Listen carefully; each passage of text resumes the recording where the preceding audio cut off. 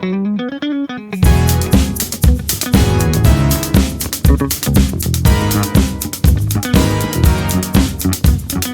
good morning, good afternoon, good evening in some parts of the world. Of course, we're here at the Apollo Medical Center, and with us is a very special friend and, of course, our guest for today's edition of Marites TV and UAE. Of course, none other than our very own Wait muna. Miss Ellie. Wait muna. Ano? Nag-on na? Oo naman. Of course, we've got our very own Miss Ellie. Hello po, kumusta? Hello. How are you doing? Okay lang. Okay naman. Gaano katagal ka na dito ba sa Dubai? 3 years. 3 years, okay. And before here, anong ginagawa mo? Or where were you connected? Before I come to Before Apollo? Before Apollo, I have a business in Abu Dhabi and Al Ain.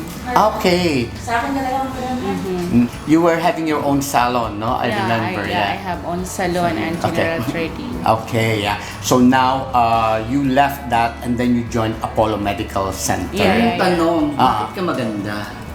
Dahil ba dyan sa trabaho mo? Skin routine. Ayan, yan tayo magsimula. Skin routine. O sige, ganito, bago tayo magsimula doon, maraming mga Pilipino sa Dubai, di ba? Opo.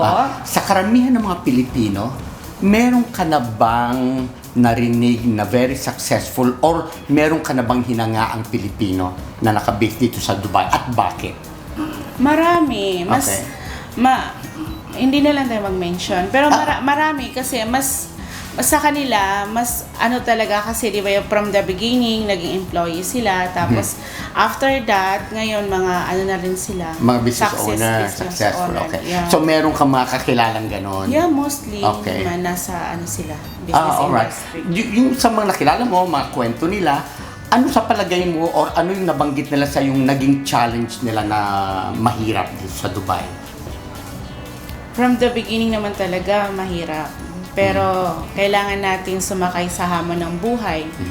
So, nandito tayo para sa pamilya natin. So, kailangan natin magsumikap. Mahal ang gasolina ngayon. Yun.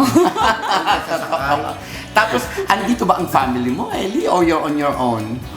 No, only my family is here, no? Okay, kasama mo sila. Dalawang daughter mo, no? If Yeah, I'm not yeah, mistaken. yeah. Yung isa nagtatrabaho na rin. Yeah. Okay, tapos yung isa, hindi pa nagtatrabaho or Hindi. tumutulong-tulong sa iyo. Student. Student siya. Okay. Okay, so bumalik tayo ngayon dun sa sinabi sa ni Rami kanina. Bakit maganda ka? May nakapaganda ba? Hindi, actually, yan na talaga eh.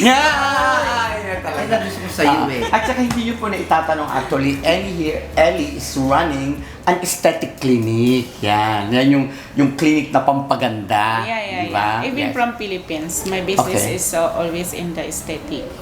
At saka ang napansin ko, nabanggit mo sa akin na yung mga machineries na ginagamit mo and everything is actually your own brand. Yes, my Diba? own brand. The Oo. Oxysphere Pro is my own brand. Oxys Perfro. Yeah, Oxysphere Pro is Okay. my own brand. Okay. So, yung kind of hydrofacial but all in one, it's there. But it's only allowed to use in the clinic. Okay. Oh, Some kasi- other hydrofacial is not allowed to use, To only use, from salon. And dapat license yung gumagamit, no? No, because the probes that includes in our Hydra Oxysphere Yes. Pro is only allowed in for the clinic. Okay, that's good. Yeah, kasi po, when I was in Bahrain, at one stage, I was working with Nazi Trading. And there is also a skin brand that we are using na may kasamang machine.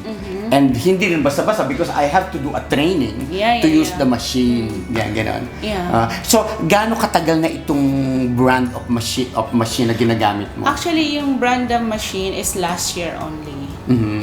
Yeah. Okay. So, effective talaga. Yes, Mhm. yes. Talagang pag isinalang natin si Rami, talagang gaganda siya. Siguro yung isasabog yan, ha? Kung masisira yung pangalan mo. Hindi, kasi actually, Kasi pag naging successful yan, syempre ikaw pupuntahan. of course, kasi Pag napaganda mo si Rami. Baka una ng tanong, sino yung manghuhula? Sino yung diwatang na meet mo? Oo. Sino yung magician na meet mo? O doktora ba yan? Mga gano'n, mga tanong sa akin. Oo. Yes. So you were talking about the apparatus. Yeah, the probes, no? The probes, Because I'm the one who decide what the probes they need to put in that To do. it's one machine but all in one. Okay. So all-in-one siya na different ways or Yeah. different system. So Actually, it's anong outside. mga services ang ginagawa niyo dito sa Apollo Medical Center? I mean, especially on your aesthetic May side. specialized Yes. for the derma. Okay, yung derma, yes. Yeah, also Yun yung laser. hydrofacial. Yeah, Okay. laser. Meron ding laser, okay. Tattooing. Okay, may tattooing din. Alright. Yeah, and contouring. And contouring And as well. for the slimming. Yung contouring ba okay. yung pelikula? Yung nakakatakot, contouring. Yung pelikula. Conjuring yun. Yung contouring, Rami, kung ang mukha mo pahaba, gagawin yung bilugan. Ako, posible Kung ang mukha mo bilugan, gagawin yung pahaba. Ganun. Nagkakaroon ng contour. Yung contouring. Ayun pala. So, tapos, ano yung opening times? You're open every day, except Sunday, I think. Sunday you're except off. Sunday, we are open from 9 in the to morning. 9. Okay, 9 to 9.